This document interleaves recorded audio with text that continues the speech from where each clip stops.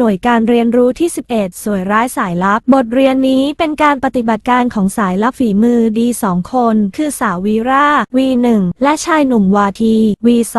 ที่สามารถปฏิบัติการระงับการฉีดสารสมุนไพรเข้าในร่างกายของเด็กทารกที่โคลนนิ่งมาจากอาชญากรตัวร้ายข้ามชาติเพื่อมาทำลายล้างโลกในวันข้างหน้าได้สำเร็จเพื่อไม่ให้จำนวนอาชญากรเพิ่มมากขึ้นเริ่มโดยการทดสอบความสามารถในการเป็นสายลับซึ่งผู้สมัครจะต้องมีการพิสูจน์ฝีมือว่าจะผ่านหรือไม่โดยวีราต้องแต่งกายในชุดดำสวมหมวกพรางหน้าทับด้วยแว่นตาดำแอบซุ่มอยู่ในดงไม้จ้องมองกำแพงใหญ่เบื้องหน้ารอจังหวะให้เมฆลอยบังดวงจันทร์พอได้จังหวะก็ปีนกำแพงขึ้นไปอย่างง่ายดายด้วยมือเปล่าแม้กำแพงทั้ง4ด้านจะมีลำแสงสีเขียวซึ่งเป็นสัญญาณดักผู้บุกรุกติดอยู่แม้จะมองด้วยตาเปล่าไม่เห็นแต่วีราก็สามารถมองเห็นได้เพราะเธอสวมแว่นพิเศษวีราลอยตัวข้ามลำแสงนั้นไปได้และแอบดูอยู่หลังพุ่มไม้ใหญ่ข้างหน้าเป็นตึก3 ชั้นเปิดไฟสว่างมียามรักษาการยืนเป็นระยะแม้แต่หนูสักตัวก็ไม่สามารถเล็ดลอดไปได้วีราเปิดกระเป๋าสะพายหยิบปืนเล็งไปที่ยอดตึกยิงวัตถุกลมขนาดเหรียญ10ให้ตกลงบนหลังคาไฟทั้งตึกดับพรีบกระแสไฟฟ้าถูกตัดด้วยเทคโนโลยีประสิทธิภาพสูงวีราอาศัยความมืดวิ่งตัดสนามไปที่ตึกอย่างรวดเร็วปืนขึ้นไปชั้นสูงสุดแล้วเดินเลียบผนังไปยังหน้าห้องหนึ่งที่มีประตูเหมือนประตูห้องนิรภัยพอเธอกดรหัสประตูก็เปิดออกไฟดวงใหญ่ส่องมาที่ร่างของเธอแล้วก็ดับเหลือแต่ไฟสว่างตามปกติวีราจึงปลดกระเป๋าสะพายถอดถุงมือแว่นตาและทันทีที่เธอถอดหมวกเสียงปรบมือจากบุคคลที่ยืนต้อนรับเธออยู่รอบโต๊ะประชุมในห้องนั้นก็ดังขึ้นผู้ชายที่เป็นประธานกล่าวชมการปฏิบัติการของเธอว่าเก่งมากสายลับวีรา V1 คุณทำเวลาได้ตามที่กำหนดคุณผ่านการทดสอบแล้วผู้เป็นประธานถามวีราว่าพร้อมที่จะปฏิบัติการแล้วใช่ไหมวีราบอกว่าพร้อมโดยขอทราบรายละเอียดเป้าหมายวันเวลาและสถานที่ในทันทีท่านประธานจึงอธิบายให้เธอฟังว่าเป้าหมายของเธอคือกลุ่มบริษัท PHR เป็นบริษัทที่วิจัยเกี่ยวกับอาหารและยาซึ่งมีสาขาอยู่ทั่วโลกประธานของบริษัทคือมหาเศรษฐีชื่อนายกองแพงเบื้องหน้าเป็นคนใจบุญแต่เบื้องหลังคือผู้สนับสนุนการก่อการร้ายข้ามชาติโดยจะกวาดต้อนอาชญากรทั้งชายหญิงทั่วโลกมาไว้ในประเทศไทยแล้วทำการโคลนนิ่งและใช้เทคโนโลยีที่ทันสมัยดึงความทรงจำของวายร้ายมาด้วยเพื่อเพิ่มจำนวนวายร้ายให้มีมากขึ้นจะได้ไม่ต้องเสีย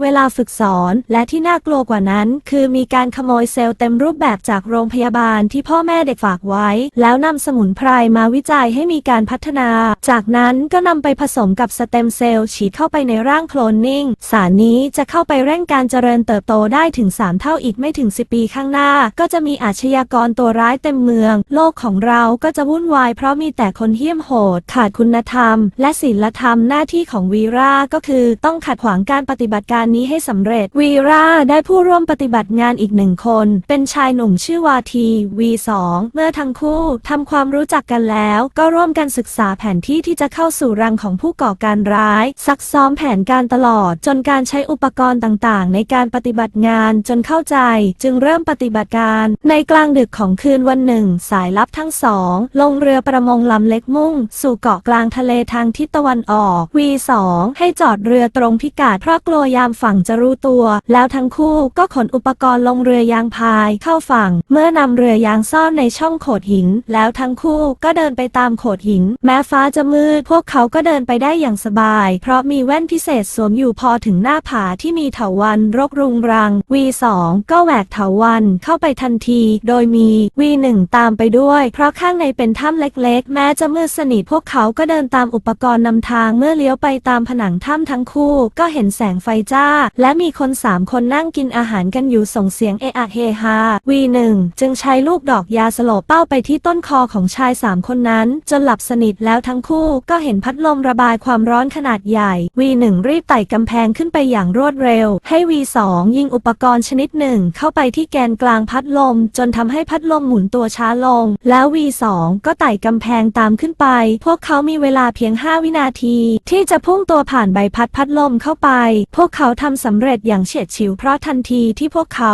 ผ่านใบพัดลมก็หมุนตามปกติสายลับทั้งคู่เข้ามาในห้องใต้ดินของตัวอาคารอย่างระมัดระวัง V1 อาสาที่จะเข้าไปทำลายปฏิบัติการเลวร้ายนั้นด้วยตัวเองเมื่อ V1 หายตัวไปในช่องระบาย อากาศบนเพดานแล้ว V2 ก็ใช้ซอกตึกซึ่งมีเสาใหญ่บังเป็นที่มั่นใช้โน้ตบุ๊กที่บรรจุข้อมูลแผนผังของตัวตึกอย่างละเอียดคอยบอกเส้นทางให้ V1 โดยใช้เครื่องรับส่งที่เสียบไว้ในช่องหูติดต่อสื่อสารกันเมื่อ V1 คลานมาถึงช่องลมช่อง1ที่ V2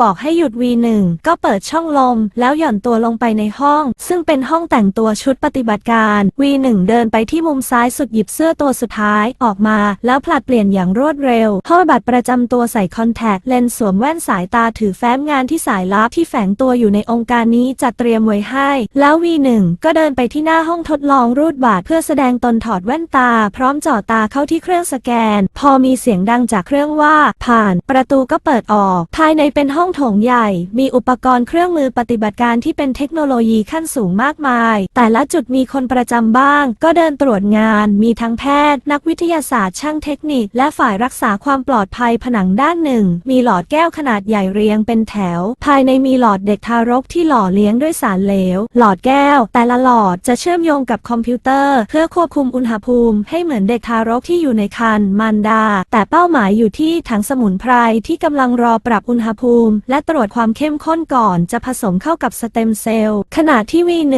เดินเข้าไปใกล้ผู้ควบคุมกำลังเปิดถังเพื่อตรวจวัดความเข้มข้นจากเครื่องมือที่หย่อนลงไปพอดี V1 จึงแกล้งทำปากกาตกแล้วขอยืมปากกาจากชายผู้นั้นจังหวะที่เขาหันไปหยิบปากกา V1 ก็ดีดแคปซูลเม็ดหนึ่งลงไปในถังนั้นพอคืนปากกาชายผู้นั้นแล้ว V1 ก็แยกตัวออกไปไม่นานนักก็มีเสียงประกาศเรียกให้เจ้าหน้าที่ฉีดเข้าประจำที่แสดงว่าสารทั้งสองนั้นได้ผสมกันเรียบร้อยแล้วผู้รับผิดชอบในการฉีดสารพากันไปยืนประจำหน้าหลอดแก้วเมื่อเจ้าหน้าที่ถือถาดใส่หลอดแก้วมาส่งให้พวกเขาก็หยิบขึ้นมาฉีดแล้วทุกคนก็ยืนรอดูผลงาน V1 ขยับแว่นตาที่เป็นกล้องโทรทัศน์มองไปรอบๆห้องเพื่อบันทึกภาพแล้วถอยไปตามทางเดิมที่เข้ามาแต่ยังไม่ทันพ้นห้องก็มีเสียงฮือฮาดังขึ้น V1 หันไปมองเห็นทารกในหลอดแก้วบิดตัวจนสารเหลวกระเพื่อมแล้วร่างกายก็ค่อยๆเหี่ยวลงกลายเป็นผู้สูงอายุอย่างรวดเร็วและสุดท้ายก็ยุบเหลือเพียงก้อนเนื้อพอความโกลาหลเกิดขึ้น V1